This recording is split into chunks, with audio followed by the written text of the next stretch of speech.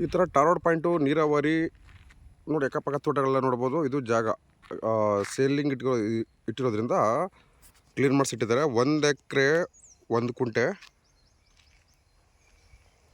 General property. ಈ ಥರ ಟಾರೋಡು ಇಲ್ಲಿ ಅಕ್ಕಪಕ್ಕ ಎನ್ವೈರ್ಮೆಂಟ್ ನೋಡ್ಬೋದು ನೀವು. ನೀರಾವರಿ ಯಾವ ಥರ ಇದೆ ಅಂತೇಳಿ. 24 hours ಕರೆಂಟು, ನಿರಂತರ ಜ್ಯೋತಿ ಅಂತೇಳಿ. ಮಳವಳ್ಳಿ ತಾಲೂಕು, ಬೆಂಗಳೂರಿಂದ ಇಲ್ಲಿಗೆ ಕರೆಕ್ಟಾಗಿ ಎಕ್ಸಾಕ್ಟಾಗಿ 85 ಕಿಲೋಮೀಟ್ರ್ ಆಗುತ್ತೆ. ತಂಟೆ ತಕರಾರು ಯಾವುದೂ ಇಲ್ಲ, ಕ್ಲಿಯರ್ ಟೈಟಲ್ಸು. ಸೊ ಹಿಂದೆ ಇದು ಯೂಕೋಲಿಪ್ಟಸ್ ಇತ್ತು, ಕ್ಲೀನ್ ಮಾಡಿಸಿಟ್ಟಿದ್ದಾರೆ ಈಗ. ಹಿಂದೆ ಕಾಣಿಸ್ತಿದೆಯಲ್ಲ ಅಲ್ಲಿ ಬ್ಯಾಕ್ ಸೈಡಲ್ಲಿ, ಅಲ್ಲಿ ಬಂದ್ಬಿಟ್ಟು ನಿಮಗೆ ಈ ಕಾವೇರಿ ಚಾನಲ್ ವಾಟರ್ ಬರುತ್ತೆ. ಬೇಕಾದ್ರೆ ನೋಡೋದು ಗ್ರೀನಿಶ್ ಆಗಿ ಹಳದ ಹತ್ರ ಬೆಳೆದಿದ್ದಾವಲ್ಲ ಗಿಡಗಳೆಲ್ಲ. ಸೊ ಹೈವೇಯಿಂದ ಜಸ್ಟ್ ಒಂದು 500 ಮೀಟ್ರ್ ಇದು. ಒಳ್ಳೆ ಪ್ರೈಸಲ್ಲಿದೆ.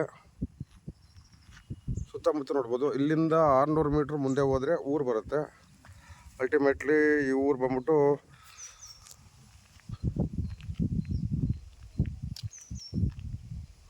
ಅದಿರೋಲ್ಲ, ನಮ್ಗೆ ಗೊತ್ತಿರೋರೆ, ತೊಂದರೆ ಇಲ್ಲ.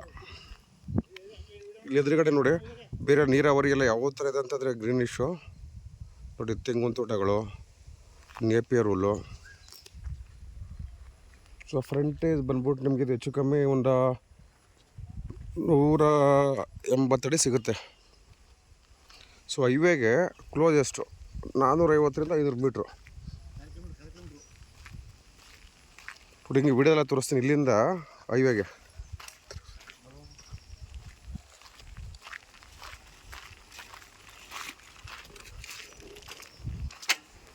ನ್ಯಾಷನಲ್ ಹೈವೇ 209ಗೆ ತುಂಬ ಕ್ಲೋಸೆಸ್ಟ್ ಆಗಿರೋದು ಪ್ರಾಪರ್ಟಿ. ಮಳವಳ್ಳಿ ತಾಲೂಕು, ಹಲಗೂರು ಹೋಬಳಿ.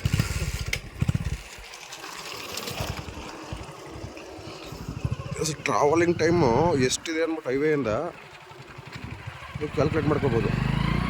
ಗುಂಟೆ 2,60,000 ಗುಂಟೆಗೆ 2,60,000 ನೆಗೋಷಿಯಬಲ್ಲು. ನೋಡಿ ಆನ್ ದಿ ವೇ ನೋಡ್ಬೋದು ನೀವು.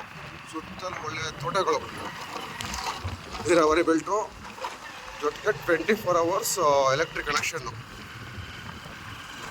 ಇದು ಅನ್ಸೀಸನಲ್ಲಿ ಈ ಬೆಲ್ಟಲ್ಲಿ ರಾಗಿ ಮತ್ತು ಭತ್ತ ಬೆಳೆದಿದ್ದಾರೆ ಅಂತ ಅಂದರೆ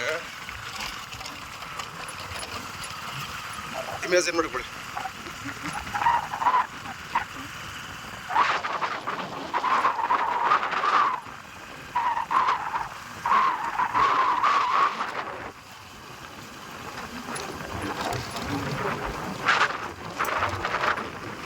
ಕಾಣಿಸೋದಿಲ್ಲ, KSRTC ಬಸ್ ಪಾಸ್ ಆಯ್ತಲ್ಲ, ಅದೇ ನ್ಯಾಷನಲ್ ಹೈವೇ. 400 ಮೀಟರ್ ಆಗಲ್ಲ ಇದು.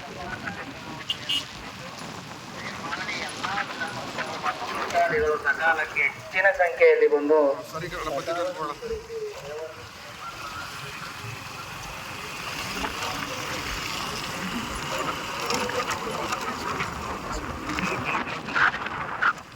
ಅಲ್ಲಿ ಪಕ್ಕದಲ್ಲಿ ನೋಡ್ಬೋದು, ಇಲ್ಲಿ ಒಬ್ಬರು ಲೇಔಟ್ ಕೂಡ ಮಾಡ್ತಾ ಇದ್ದಾರೆ. ಸೊ ಇದು ನ್ಯಾಷನಲ್ ಹೈವೇ ಈ ಸೈಡ್ಗೆ. ಸೊ ಈ ನ್ಯಾಷನಲ್ ಹೈವೇಯಿಂದ ಜಸ್ಟ್ ವಾಕಬಲ್ ಡಿಸ್ಟೆನ್ಸಲ್ಲಿರುವಂಥ ಗೌಡ್ರಿಗೆ ಸೇರಿರುವಂಥ property. Clear titles, register ready ಇದೆ. ಸೊ ನಾವು ಅಲ್ಲಿ ಏನು ಬಂದ್ವಿ ನೋಡಿ, ಹೆಂಗೆ ಉರಿತಿದೆ ಲೈಟ್ ಅಂತಂದರೆ ನಿರಂತರ ಜ್ಯೋತಿ. ಹಗಲೊತ್ತಲ್ಲೂ ಲೈಟ್ ಉರಿತದೆ ಇಲ್ಲಿ.